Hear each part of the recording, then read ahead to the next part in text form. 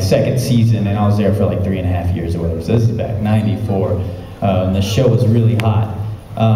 But it was a cheesy kids show, you know, and after that, it was, at that time, now it's different, but at that time, after I had, you know, left the show, or was axed, either way you want to look at it, it was really hard for me to get a job, because as you can see, I'm half Asian. And at the time, there was nothing. I mean, even for an Asian person, it was pretty tough.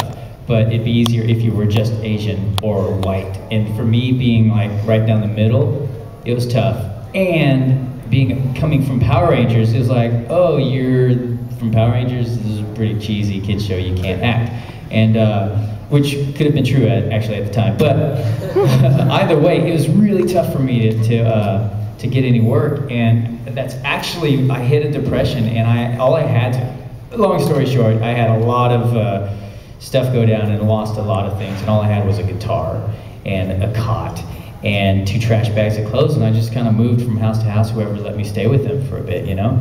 And I taught myself how to play the guitar, and you know, in that time, I guess I had done this, you did ask how I got into voice acting, right? Yeah. So I'm just skipping through to make it shorter. I actually did this live action film from the stunt guys at Power Rangers. They just wanted to shoot some action film. And I did it, but the camera that they were using was Japanese, and the sound guys were just some American guys, and they didn't know what was on the camera, or they couldn't understand it. And so when they're trying to get the audio recorded, it was all screwed up.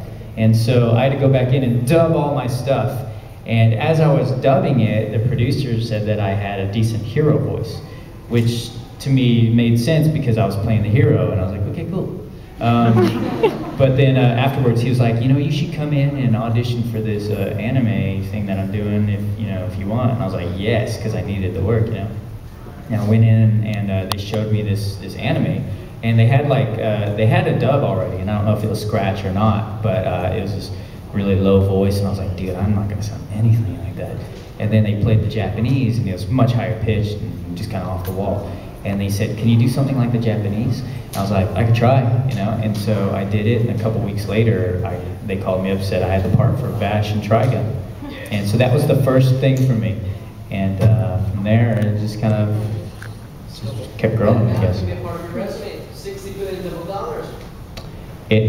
Well, it is a part of my resume. What did you say? Is that what you said? Yes. What are you saying over there? I can't quite understand if you're just being random or making sense. Are you upset with me? That I just pointed it out. Yeah, it's on my resume now. That is actually the first anime that I've done. And actually it's well, Power Rangers we did dub, but that was all that helmet head stuff, so it was easier, you know? Didn't have to match flaps or anything. It's just a helmet. Right, let's do it. It's morphin' time, you know? So that was pretty easy. Okay, who's got a question? You have a question. Did you enjoy dubbing Code Geass?